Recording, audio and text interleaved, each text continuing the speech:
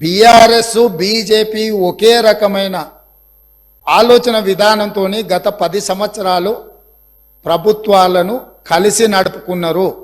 వాళ్ళిద్దరు కలిసి చర్చించుకున్నారు.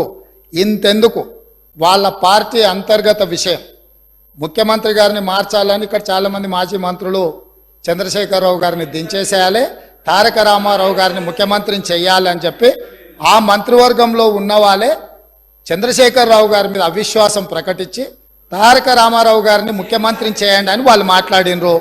వాళ్ళందరూ ఒత్తిడి తట్టుకోలేక చంద్రశేఖరరావు గారు వెళ్ళి నరేంద్ర మోడీ ప్రధానమంత్రిని కలిసి నేను అక్కడి నుంచి మా వాళ్ళు తప్పుకోమంటుండ్రు, తప్పుకుంటా తారక రామారావు గారిని తెలంగాణ రాష్ట్రానికి ముఖ్యమంత్రిని చేస్తా, మీరు నాకు అనుమతి ఇవ్వమని అడిగినరని, నేను వారసత్వ రాజకీయాలు లేకపోతే రాచరికాలను నేను సమర్థించను, నేను వ్యతిరేకిస్తున్నా, అది ఎలా సాధ్యమో అని నేను చంద్రశేఖరరావును నిలదీసినని భారత ప్రధానమంత్రి తెలంగాణ రాష్ట్రానికి వచ్చినప్పుడు స్పష్టంగా ప్రకటన చేసిండు.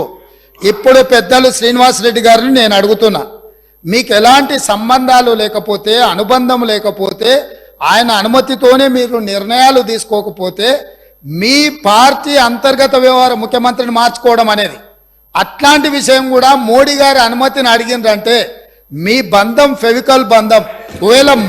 ఒకవేళ మీకు కేసీఆర్ గారు చెప్తుండ్రో లేదో వాస్తవాలు ఒక్కసారి ఇప్పుడు నేను చెప్పిన చరిత్రను మొత్తము వారు తెలుసుకోవాల్సిందిగా నేను కోరుతున్నా. మీకు కొన్ని చెప్తాడు, కొన్ని దాస్తాడు. కాబట్టి దాసినై మీకు ఒకవేళ ఎప్పుడైనా అనుమానం వస్తే మీరు ఎప్పుడైనా నన్ను అడగొచ్చు, స్వేచ్ఛగా వచ్చి కలవచ్చు. మిగతా వివరాలన్నీ కూడా నేను మీ దృష్టికి తీసుకొస్తాను.